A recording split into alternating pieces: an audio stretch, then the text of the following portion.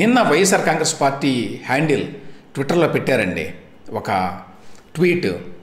ఏమిటంటే ఈ ట్వీట్ చదువుతాను ముందు. నీ బుద్ధి మళ్ళీ చూపించావుగా ఎన్సీబీఎన్.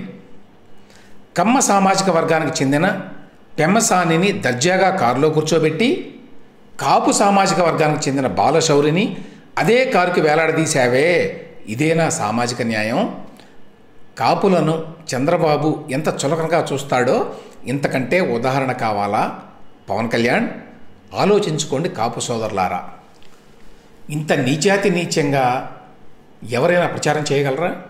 ఇంత నీచాతి నీచంగా ఇంత దిగజారిపోయి కులాల పేరు మీద నాయకులను ఐడెంటిఫై చేయగలరా?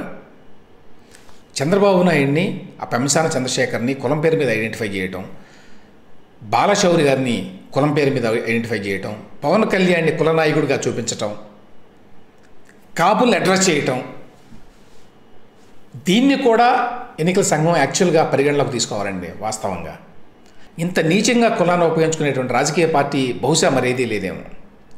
ఎంతో దిగజారిపోయారు రాజకీయ పార్టీలు, రాజకీయ నాయకులు అని చెప్పి అనుకుంటాం కదా.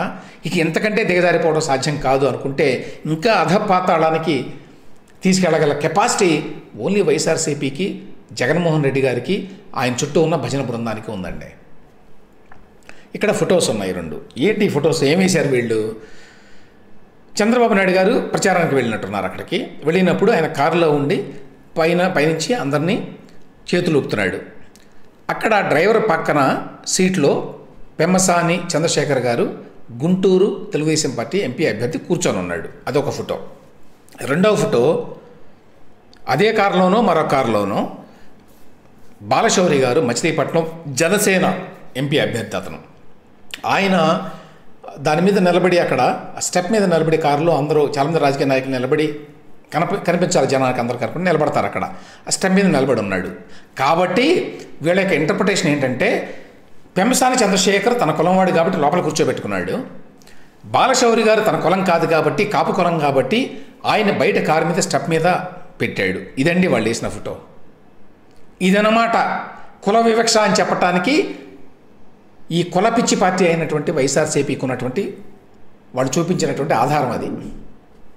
వెంటనే తెలుగుదేశం పార్టీ వాళ్ళు ఇంకొక ట్వీట్ చేసి అందులో పెట్టారండి.